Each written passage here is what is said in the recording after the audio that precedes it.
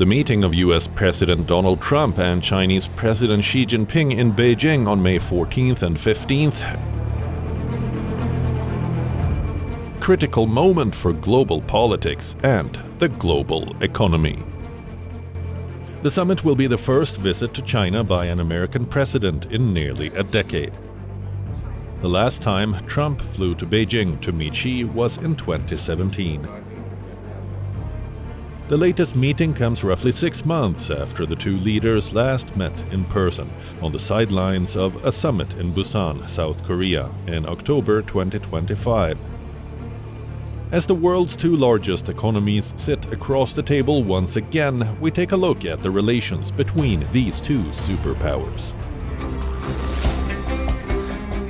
This time the backdrop is very different. The US and China are two global powers locked in an increasingly intense competition, and yet their economies remain deeply connected.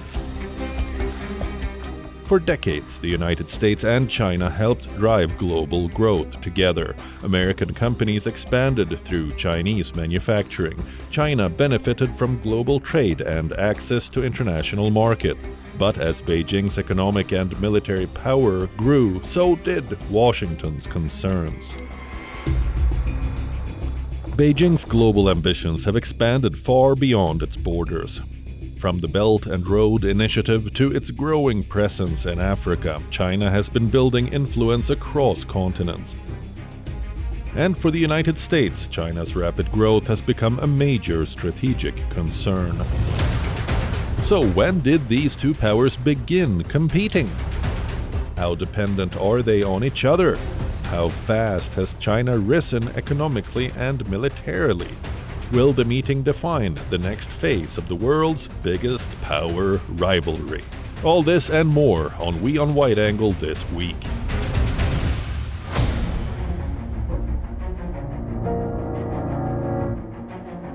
For much of the 20th century, the United States and China stood on opposite sides of global politics.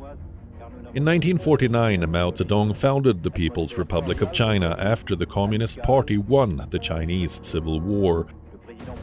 The United States refused to recognize the communist government in Beijing and instead continued to support the nationalist government that had moved to Taiwan.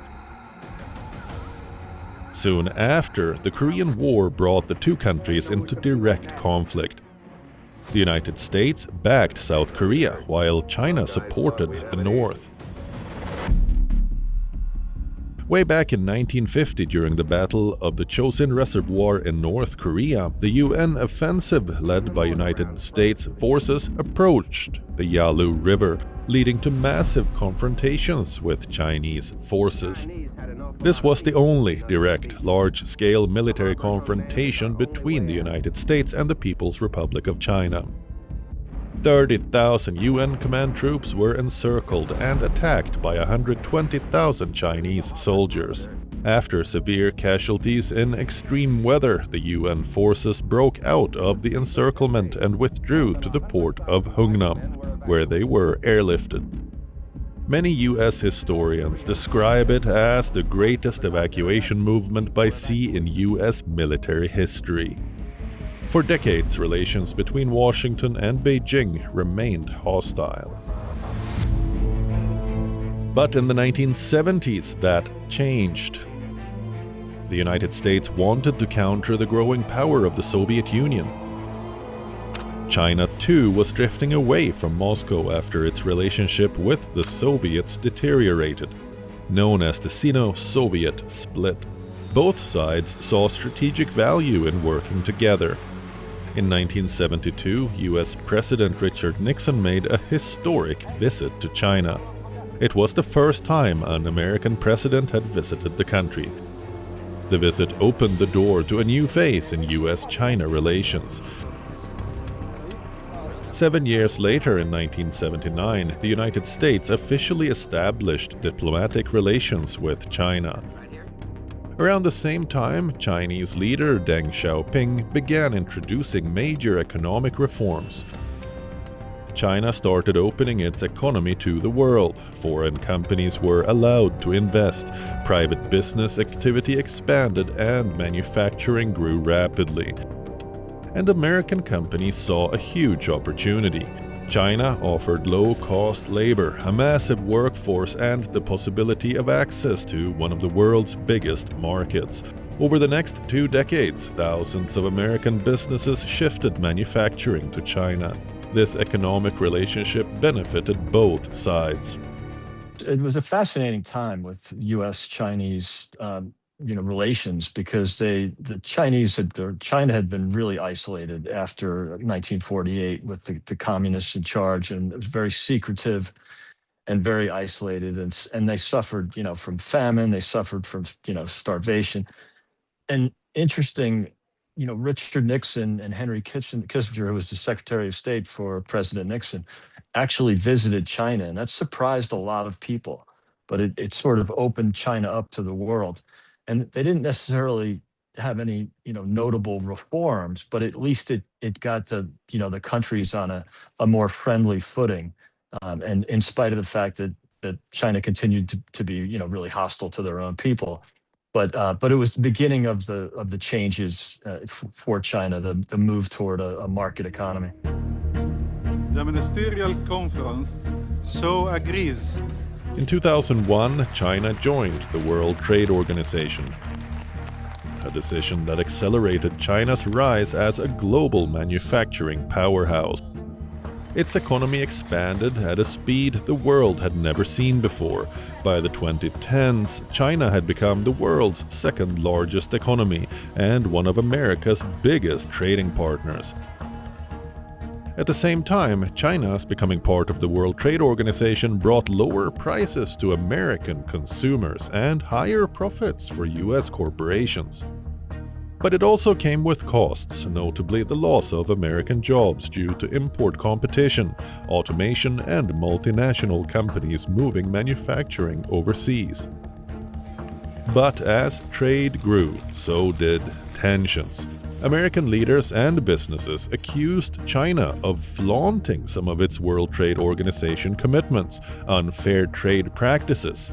Today's action pertains to what we believe is China's wrongful imposition. They claimed China was giving heavy government support to its own companies, making it harder for foreign businesses to compete. At the same time, the US trade deficit with China kept widening, and eventually that economic competition turned into a trade war. I, Donald John Trump. In 2018, during his first term as president, Donald Trump imposed tariffs on Chinese goods worth billions of dollars.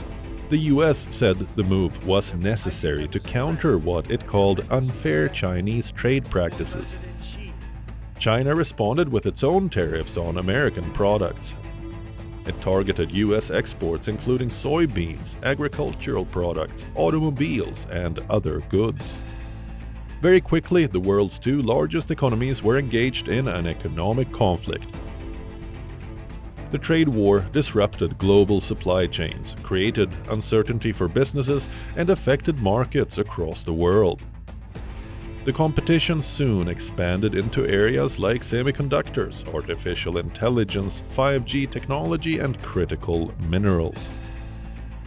Then in 2020, the 2 sides signed what was known as the Phase 1 trade deal. China agreed to purchase more American goods, and the United States reduced some tariffs, but many of the larger disagreements remained unresolved.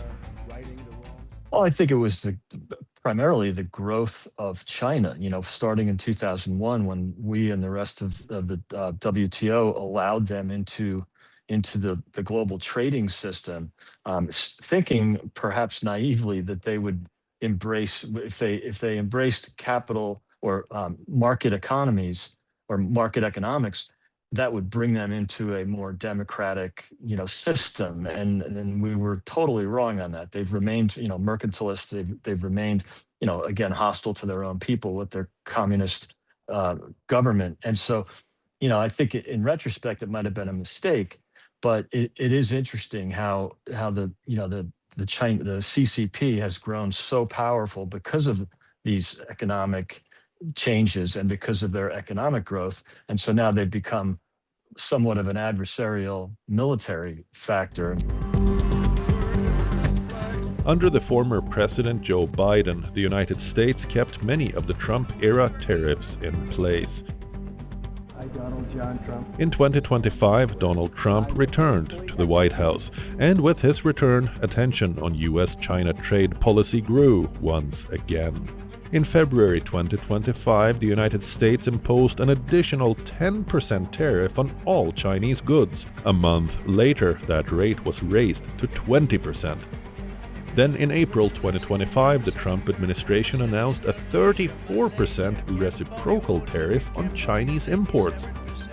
After China responded with its own counter-tariffs, Washington further increased the rate first to 84% and then to 125%. With other existing duties already in place, the total US tariff burden on some Chinese goods reached as high as 145%. Right now, there is no single tariff rate on all Chinese goods. After the CCP gained power, it became more suppressive, you can say, to its own population, to any pursuit for democracy developed inside China. And it even actually suppressed the freedom and totally destroyed the freedom of Hong Kong, which was called a sort of independent. And another problem is the CCP has been heavily stealing the technology from the US, of course, and other countries. For any foreign technology company, if you want to go invest in China, and it forces you to transfer the technology.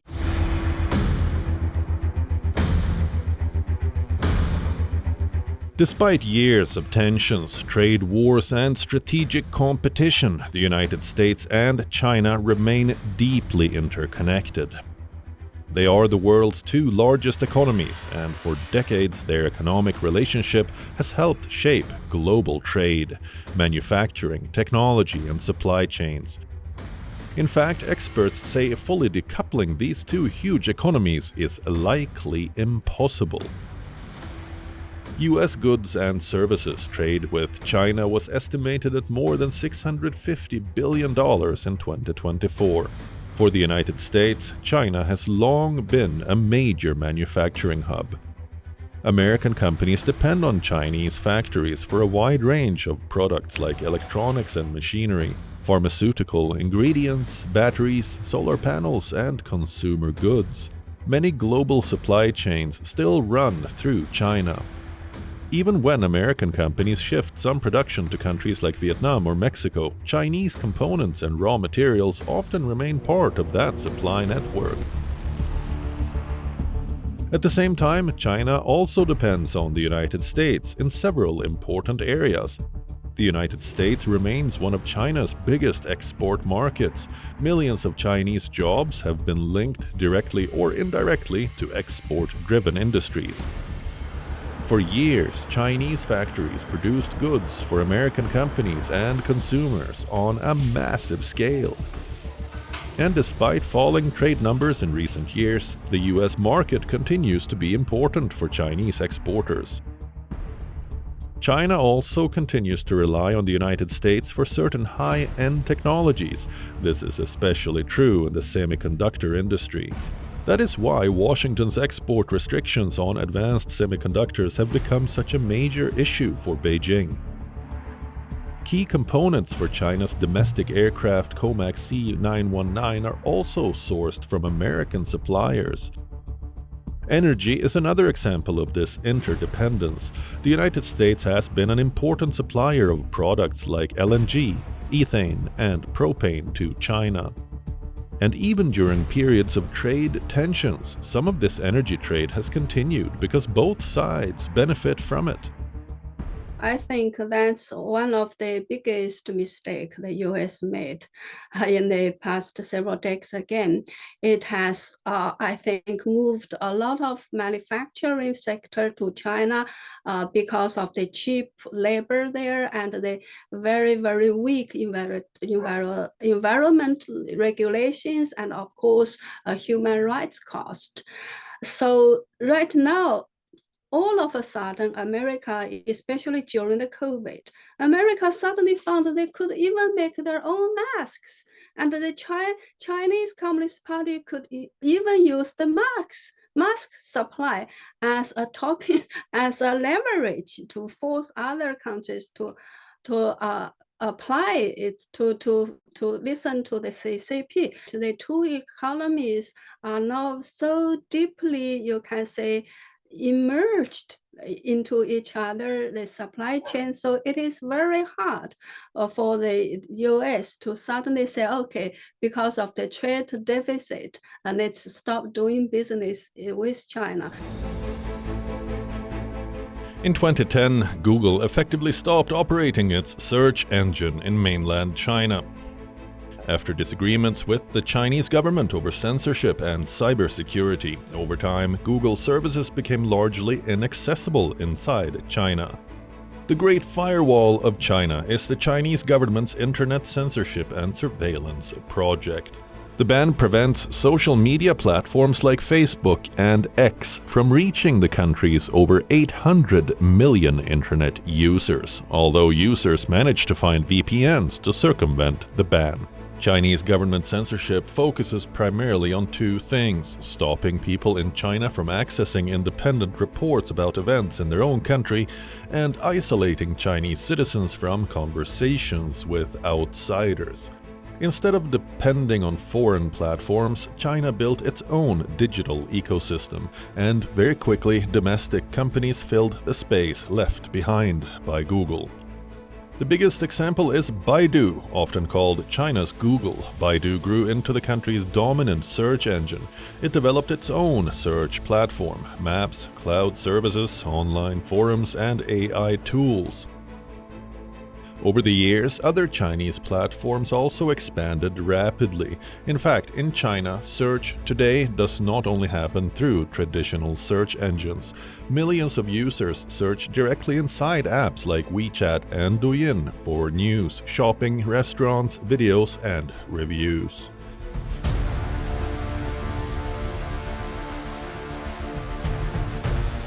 For decades, the United States has been the world's most powerful military force, with hundreds of military bases across the world, the most advanced air force, and the largest defense budget on the planet.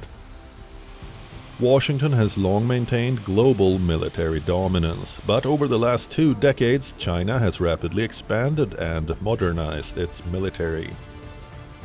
And today, the United States sees it as its biggest strategic competitor. The difference in military spending still remains massive. In 2026, the United States is spending more than $900 billion on defense. China's official defense budget is estimated between $275 to $277 billion. But defense analysts say China's real military capabilities have grown far beyond what its budget alone suggests. China has the largest military in the world by active personnel, boasting over 2 million active soldiers as of 2026. In the second spot is India, and the United States holds the third largest active force. But Washington continues to hold the advantage in global reach. The US has 11 active aircraft carriers. China currently has 3. The American military also operates hundreds of overseas bases across different regions of the world. But China's focus has been different. Beijing has not tried to match America everywhere across the world. Instead, it has focused heavily on building power in the Indo-Pacific region, particularly around Taiwan and the South China Sea. And in that region, China's military capabilities have grown rapidly. The country now has the world's largest navy by number of ships. Its naval fleet has expanded quickly with new destroyers, submarines, aircraft carriers, and advanced missile systems. Its air force has been modernized with fifth-generation stealth fighter jets like the J-20, and reports suggest China is also moving quickly in the development of sixth-generation fighter aircraft. The Pentagon has repeatedly warned about China's fast military modernization. A recent U.S. defense assessment described China's military buildup as historic. The report said China is rapidly expanding its nuclear, naval, cyber, and long-range strike capabilities. While the US still maintains an advantage in technology and global alliances, American officials have increasingly warned that the gap between the two militaries is narrowing. Militarily, of course, both countries has been, I think, trying to build a very strong military power, and China's military budget has always been, I think, in two-digit growth rate in all these years, and its military spending has always been outpace the growth of its GDP. But again, the same problem exists. It does not have enough innovation. You can say science and technology is rely on learning initially from former Soviet Union. A lot of their main weapon system are actually adopted from the former Soviet Union system, and later learn or steal from the America.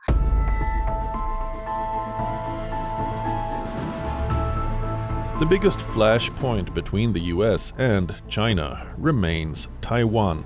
Beijing considers Taiwan a part of China under its One China principle. The Chinese government has repeatedly said that it wants reunification with the island and has not ruled out the use of force to achieve it. But Taiwan has its own government, its own military, and a separate democratic political system. Many people in Taiwan identify separately from mainland China and support maintaining the island's current self-governing status. The United States, meanwhile, follows what is known as the One China policy. Under this policy, Washington officially recognizes the government in Beijing as the legal government of China, but at the same time it maintains unofficial relations with Taiwan. The United States also continues to supply weapons to Taiwan under the Taiwan Relations Act of 1979. China opposes U.S. arms sales to Taiwan, military cooperation with the island, and any move that it believes supports Taiwanese independence. In recent years, tensions across the Taiwan Strait have grown sharply. China has increased military drills around the island, sent warships and fighter jets near Taiwan, and stepped up pressure on Taipei. The United States, on the other hand, has increased support for Taiwan's defense. In 2025, the Trump administration approved an $11 billion arms package for Taiwan, one of the largest in recent years. China strongly criticized the move.